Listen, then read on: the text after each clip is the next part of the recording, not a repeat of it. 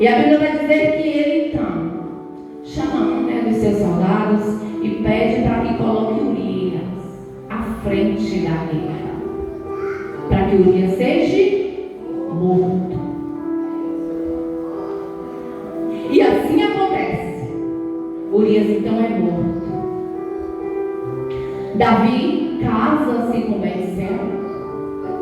Essa criança vem a morrer porque Deus não permitiu que o fruto desse pecado viesse, a continuar, que esse pecado viesse a continuar, mesmo que ele tenha se casado com Betseba, mas era de um pecado. E a Bíblia então vai dizer que um dia um profeta vai então confrontar com Davi, o profeta Natan. E ele chega e conta uma parábola para Davi, mas para fazer Davi entender o que ele tinha feito, para fazer Davi entender o grande erro que ele havia cometido.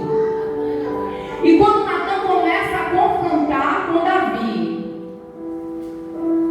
ele então entende que o que ele precisava naquele momento era se rasgar diante do Senhor, pedir perdão pelo que ele havia cometido, chegar diante do Senhor e ter sinceridade, para que Deus tivesse misericórdia da sua vida. A Bíblia vai dizer que Davi, ele foi sincero com o Senhor. Por que a Bíblia deixa claro da sinceridade de Davi? Porque, amados, quem me conhece, quem te conhece é o Senhor. Não adianta eu chegar aqui e falar que eu faço isso, que eu faço aquilo, que eu faço aquilo outro, mas Deus sabe, ela não está fazendo nada, porque ela está falando. Deus sabe daquilo que eu e você passa todos os dias. A gente não precisa que ninguém nos acuse, porque nós temos um Deus que nos justifica. Quantas vezes nós somos acusados?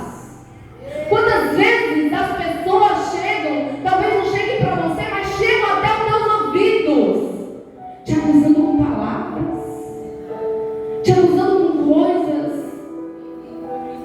e que o nosso coração se entristece. Mas sabe qual é a intenção? O inimigo, ele vem e vai sempre tentar nos paralisar. A intenção do inimigo é parar eu e você na obra do Senhor. Você acha que o inimigo está satisfeito porque você saiu hoje da tua casa e veio cultuar? Ele queria que a gente ficasse lá no comodismo do nosso sofá, que a gente ficasse lá de boa. Mas eu e você decidimos que nessa noite nós queríamos adorar o Senhor. Ah, mas eu não adoro na minha casa. Claro que a gente adora. Mas se Deus preparou esse espaço, essa casa tão confortável, esse lugar tão lindo, é porque aqui tem pessoas que adoram em espírito. Então a primeira coisa que aconteceu com Davi, ele mostrou arrependimento e sinceridade. Não adianta eu simplesmente dizer que eu me arrependi, mas o meu coração está dizendo que eu não me arrependi de nada, não. Eu não errei. Estou dizendo que eu errei, mas eu não errei. Eu preciso reconhecer os meus erros todos os dias, porque erramos todos os dias.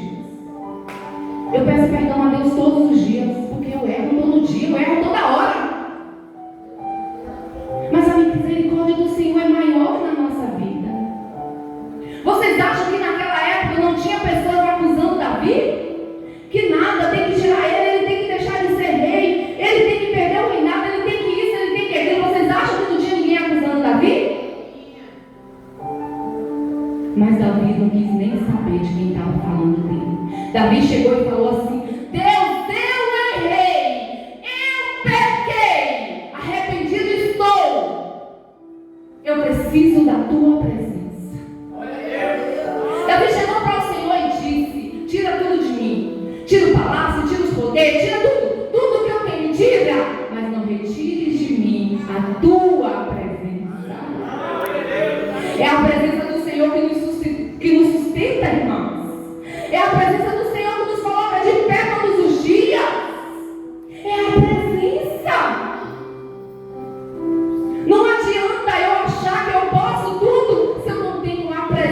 do Senhor na minha vida. É essa presença que precisa reinar dentro de mim e de você.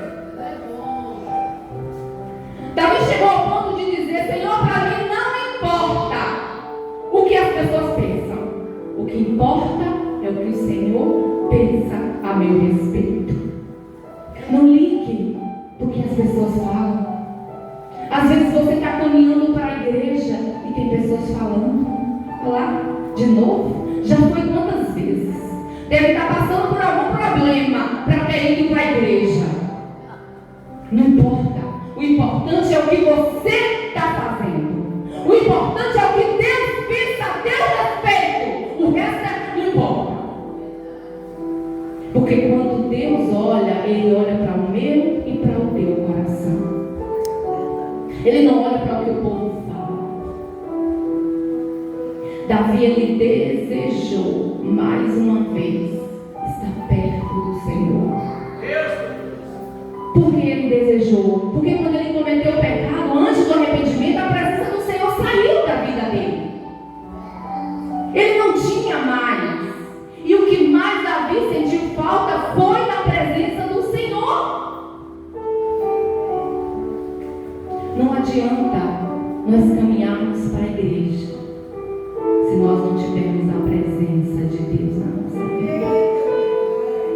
E se eu estiver na igreja e não tenho a presença? Depende, porque a presença nós temos que buscar. O fato de eu vir para a igreja não significa que eu tenho uma presença.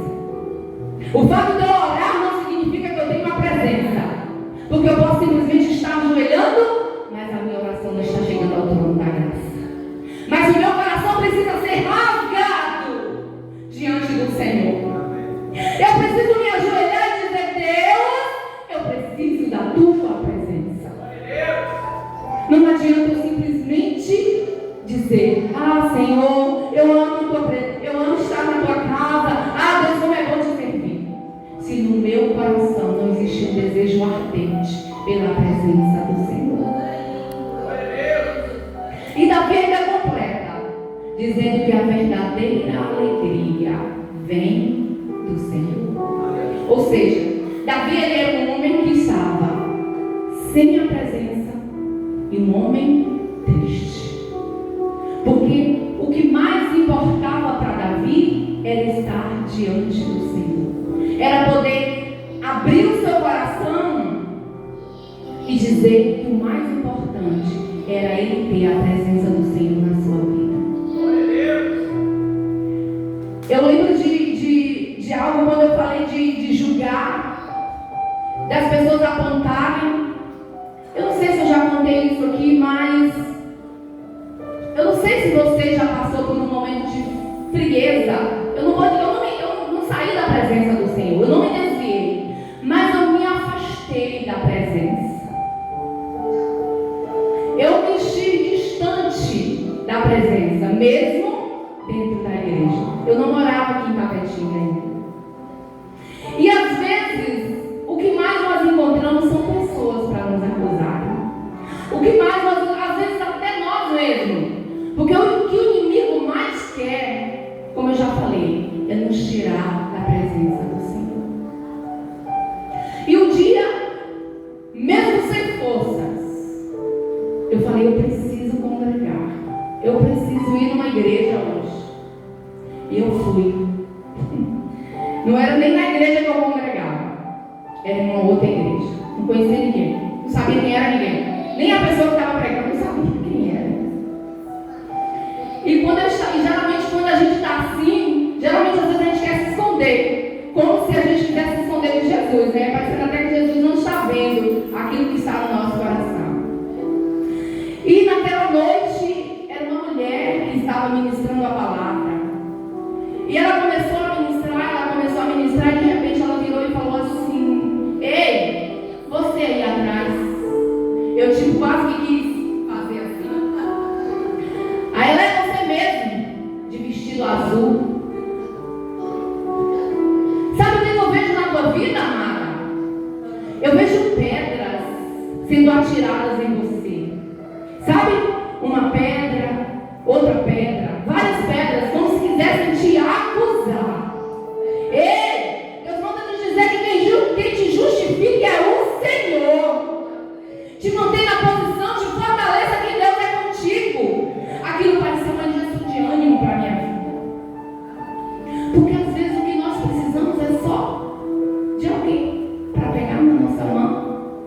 nos levantar.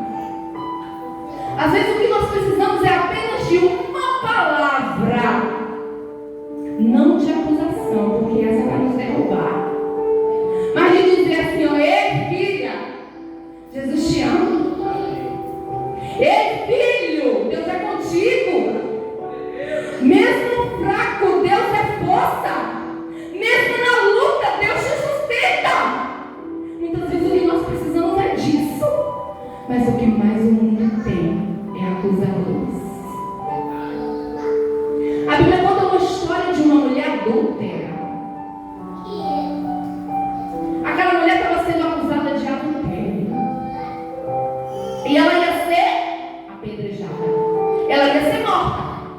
Porque aqueles homens chegaram para matar mesmo. E quando aqueles homens então iam cometer o ato, quanta sabedoria do nosso Jesus, né? Eu fico assim, às vezes, Jesus vira para aquele monte de homens já com pedras na mão, pronto para atirar. Pronto para atirar naquela mulher. Jesus vira e fala assim para aqueles homens: se algum de vocês não tem pecado, atire a primeira pedra. E aquela mulher estava pronta para ser morta. Eu creio que aquela mulher, meus olhos estavam abertos, porque ela sabia que ela ia morrer. E quando Jesus, com a sua sabedoria, Jesus é lindo. Jesus é lindo.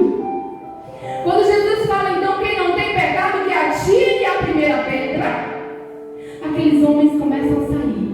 Um a um. E quando aquela mulher abre os olhos, Jesus pergunta: cadê, filha? Os homens que estavam te acusando, aqueles que estavam querendo te matar. Talvez aquela mulher não soubesse onde aqueles homens estavam, porque talvez ela não conseguiu nem ver aqueles homens saindo. E Jesus vira para aquela mulher e diz: se eles não estão aqui, eu também não vou te acusar. Segue o teu caminho. Se arrependa e siga. O que Jesus quer é um coração arrependido.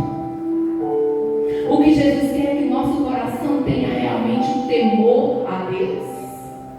O que Jesus quer é que nós verdadeiramente buscamos todos os dias viver uma vida com Cristo.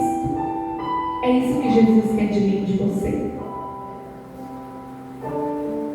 Davi, ele se humilha, ele se arrepende, porque ele precisa da presença. Davi poderia ter tido uma outra história se ele não tivesse se arrependido. Mas Deus quer nos ensinar nessa noite que o arrependimento, que o temor é o princípio para chegar à presença de Deus. Glória a Deus. Nós precisamos da presença de Deus. Com a presença de Deus, nós somos fortalecidos. Com a presença de Deus, nós vencemos as batalhas. Com a presença de Deus, nós lutamos e sabemos que quem luta conosco é o Senhor. Jó perdeu tudo, mas ele não perdeu a fé. Ele não perdeu a esperança. E se Jó tinha fé e esperança, ele tinha a presença. Porque ninguém consegue perseverar, ter fé, sem a presença de Deus. Ninguém consegue perseverar. Ninguém consegue resistir sem a presença de Deus. Busque a presença, meus amados. Busque a presença. Às vezes a gente ouve as pessoas falarem assim: parece que Deus se ausentou de mim. Não é Deus que se ausenta de nós, é nós que nos ausentamos da presença do Senhor. Mas quando a gente abre o nosso coração e fala para Deus que nós precisamos novamente da presença, Ele se achega a nós. Então que nessa noite você saia daqui com a certeza de que você, de que eu precisamos da presença. Precisamos da presença. Precisamos da presença. É essa presença de Deus que nos fortalece. É essa presença de Deus que nos